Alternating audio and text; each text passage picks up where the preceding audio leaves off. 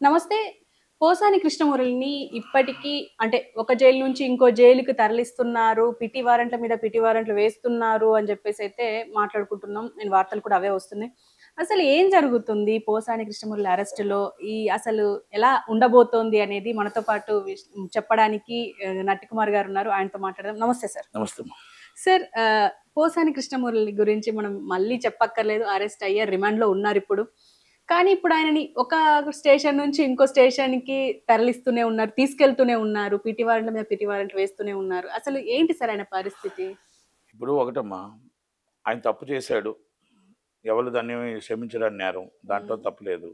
కానీ దేశంలో ఉన్న అన్ని కేసులు పెట్టి, ఆ దేశంలోనే ఇంక నయం ఆంధ్రప్రదేశ్‌లో పెట్టారు. ఇంక తెలంగాణ రాష్ట్రం పెట్టలేదు. ఇంక కర్ణాటక రాష్ట్రం, ఇంక మళ్ళా మొత్తం దేశం అంతా పెట్టారు. అమెరికా కూడా పెట్టలేదు. ఇప్పుడు అమెరికా కూడా పీటీ వారెంట్ మీద తీసుకెళ్తారేమో నాకు తెలీదు గానీ, ఇస్ ద అంటే గవర్నమెంటు కక్ష సాధింపు చెయ్యండి. తప్పు చేసిన మీద శిక్షించండి. అంతే తప్ప మనం అంతగా చేయాల్సిన అవసరం ఏమీ లేదు. ఎందుకంటే ఒక వ్యాఖ్యలనేది ఆయన తప్పు చేశాడు. అవును. దాంట్లో నో డౌట్. కానీ మీరు ఎన్ని కేసులు పెట్టినా 17 కేసులు, ఇప్పుడు 2 కేసులు, 9 కేసులు, 20 కేసులు, 100 కేసులు అవ్వచ్చు. 100 కేసులు కూడా ఆయనేంటి, ఒక దాంట్లో తిట్టాడు. ఒక దాంట్లో కులాన్ని తిట్టాడు. ఒక దాంట్లో నంది అవార్డు రిజెక్ట్ చేశాడు. ఒక దాంట్లో ఇంకొకటి. అంటే ఈ 4 కదా వ్యాఖ్యలు. ఈ 4 మనం అన్ని వందల కేసులు ఎందుకు? అంటే నేనేమంటున్నానంటే, మీరు ఆయన అరెస్ట్ చేయడంలో ఆయన సంతోషమే. ఆయన మీరు గవర్నమెంట్ కారు, ప్రజల సొమ్ము కారు ఎక్కిస్తున్నారు, ప్రజలు సెక్యూరిటీ ఇస్తున్నారు, తీసుకుంటూ వెళ్తూనే ఉన్నారు. కానీ ప్రతి రూపాయి ఈజ్ అ పబ్లిక్ మనీ. ప్రతి రూపాయి ప్రజల సొమ్ము. మీరు దారాదత్తం చేస్తున్న ప్రతి సొమ్ము ప్రజలది. కేసులు పెట్టండి.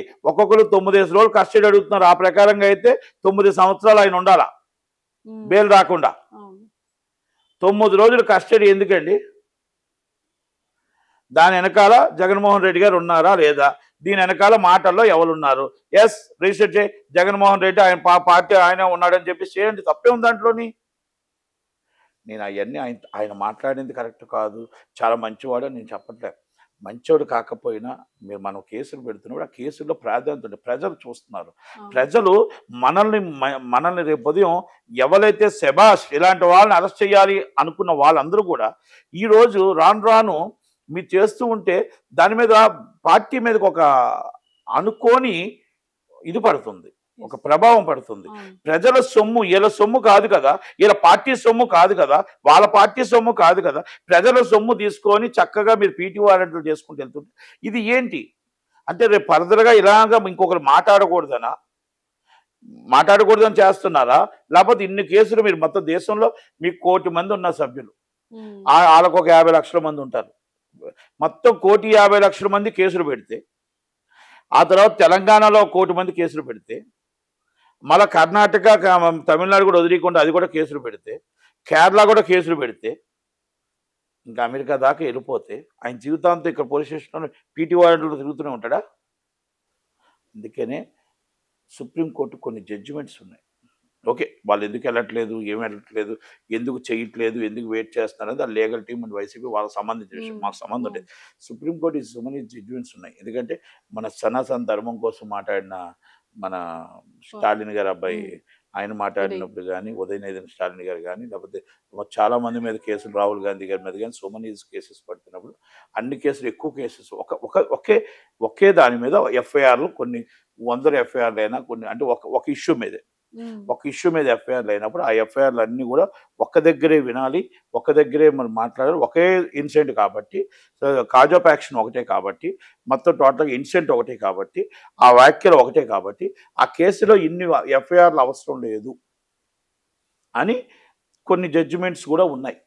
మరి అవి ఏమైనా కోర్టు వారి దగ్గరికి తీసుకుని వెళ్ళి వాళ్ళు ఎందుకు చేయలేదు నాకు సంబంధం లేదు. కానీ కావాలనే ప్రభుత్వం ఇవన్నీ పెడచెవన పెట్టేసి ఇలా చేస్తున్నారు. ప్రభుత్వం ఇష్టం, ప్రభుత్వం వాళ్ళు ఏమైనా చేయాలనుకుంటూ చేస్తారు కదా.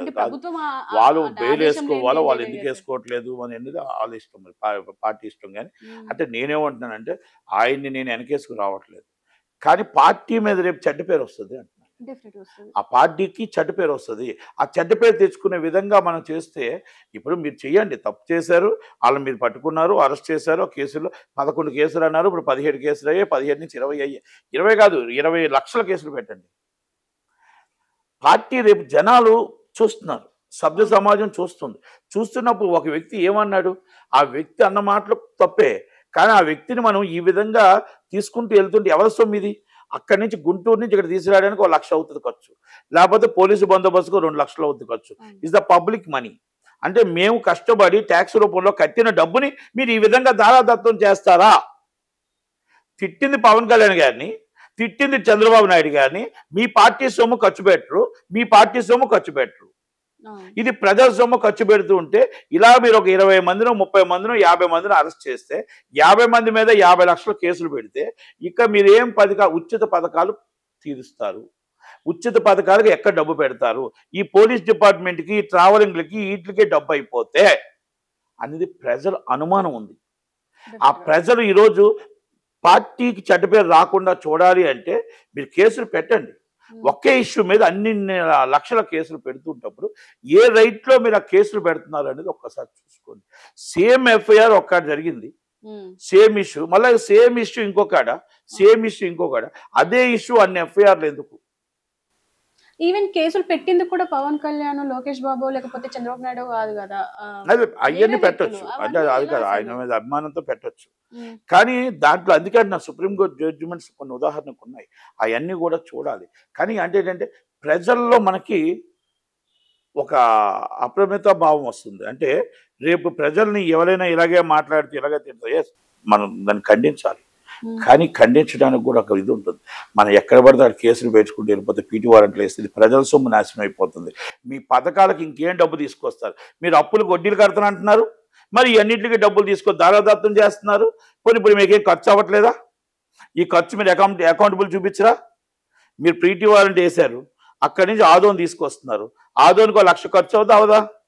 అక్కడి నుంచి మళ్ళీ నర్సరావుపేట తీసుకెళ్తున్నారు, అక్కడి నుంచి మళ్ళీ చిలకలూరుపేట తీసుకెళ్తున్నారు, అక్కడి నుంచి మీరు మళ్ళీ ఆదోని తీసుకెళ్తున్నారు, అక్కడి నుంచి చిత్తూరు జిల్లా తీసుకెళ్తున్నారు, అక్కడి నుంచి విశాఖపట్నం తీసుకెళ్తున్నారు, అక్కడి నుంచి మీరు ఇది మనం ఏదంటారు ఇచ్చాపురం తీసుకెళ్తున్నారు, అక్కడి నుంచి మీరు తెలంగాణకు తీసుకురండి, అక్కడి నుంచి కేరళకు తీసుకెళ్ళండి, అక్కడి నుంచి అమెరికాకు తీసుకెళ్ళండి. అంటే ఈ డబ్బు అంతా ప్రజలదే కదా, ఈ ప్రజల సొమ్ముతోనే కదా మీరు ఆడుకుంటున్నారు. నేనేమంటున్నా, మీకు చిత్తశుద్ధి ఉంటే రాజకీయ ప్రేరేపిత కేసుల్లో పార్టీ దగ్గర వసూలు చేయండి డబ్బు.